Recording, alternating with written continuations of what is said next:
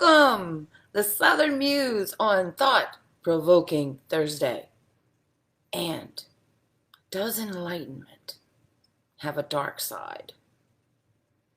So, one of my passions has been always, pursuing the mysteries of our soul. From vision quests in Sedona to my first one in Texas to being on the side of some great masters in the personal growth industry over the last 35 years. And one of my pursuits is what I love to see: instant enlightenment. Now, instant enlightenment happens, are also called epiphanies, from what I've observed. Like, do you have an instant enlightenment and then everything is like, oh, for a long, long time? Eventually, yes. But it's accumulation of many instant enlightenments, also known as epiphanies. So how do you create an epiphany in your life? Well, if you're feeling down, if you're feeling low, if you're feeling depressed, then you are within a judgment of yourself. You are within your dark side. You see where I'm going with this? And your seeking enlightenment will bring you to your dark side. And it's when we talk about self-acceptance is the doorway that brings enlightenment into your dark side.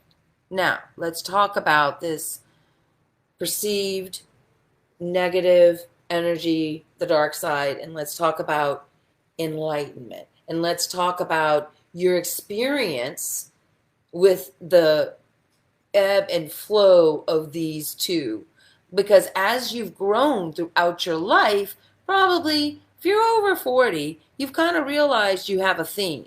You have this theme around what you will talk about, what you won't talk about, right? Things that you're ashamed of, like that's your dark side. Things that you're ashamed of.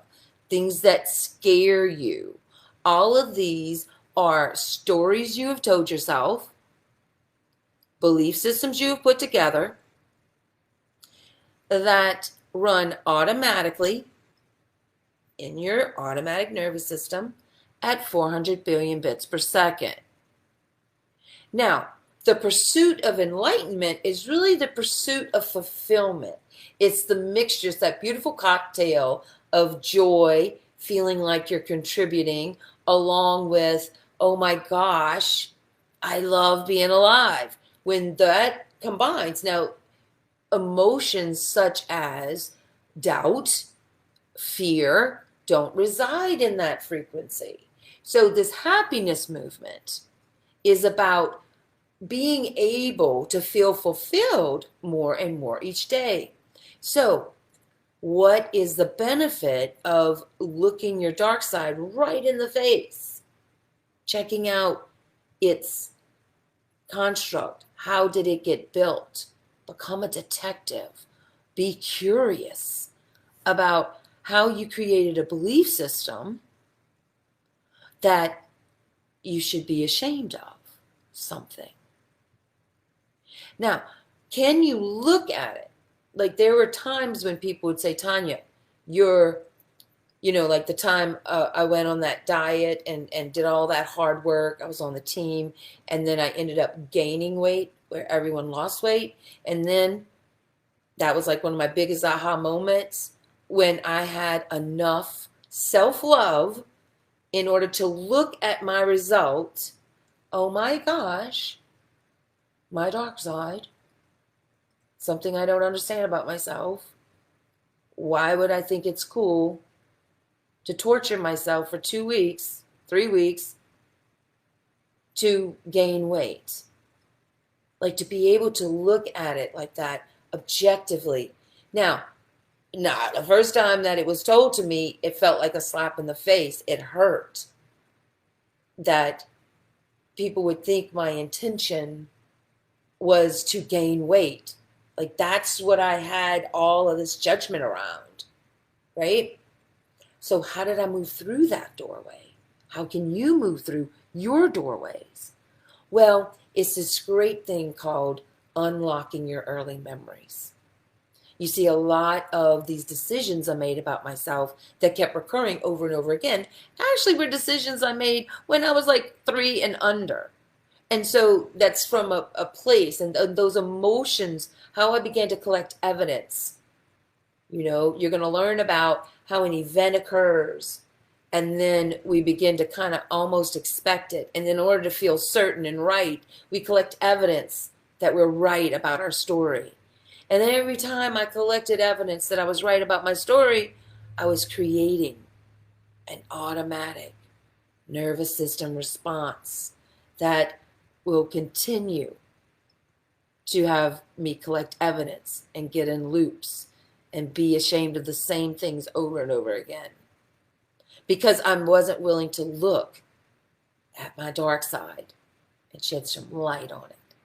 So what's really cool about when you unlock an early memory, you actually get to see that when you made the decision, you were loving, you were kind. It was the best decision you made. And then from there, you can lovingly back engineer it. Insert a new expectation, a new belief system, just as you did when you were a child. So imagine what you could do with this technology now, with the experience you've had now. So this is a way. So I am doing next Thursday, 7 p.m. When you go to my website, I put the link, and you book, you click the 20th, and it'll say 9 a.m., but it's 7 p.m. Central. It's going to be a 2-hour event. I'm limiting it to 17 people so that we can unlock a lot. I'll have everyone's unlocked. And, because I'll do a diagnostic with you beforehand, on paper, and then we're going to talk through them, and you're going to learn how to go deeper into your first 3 words and your verbs and your perspective. You are going to unlock the mystery of you, and it'll be easier. Anything, if you're walking through hell right now, right, then understanding how to sashay through it. Really check out that hell, because you want to know how you got there. And this process is simple, profound, and fun, and something you can do to self-nurture, self-care, and continue on your journey of self-enlightenment. So much love to y'all. Want to see you there next Thursday. Click the link. Mwah. Much love, y'all. See you tomorrow. Free readings. Bye.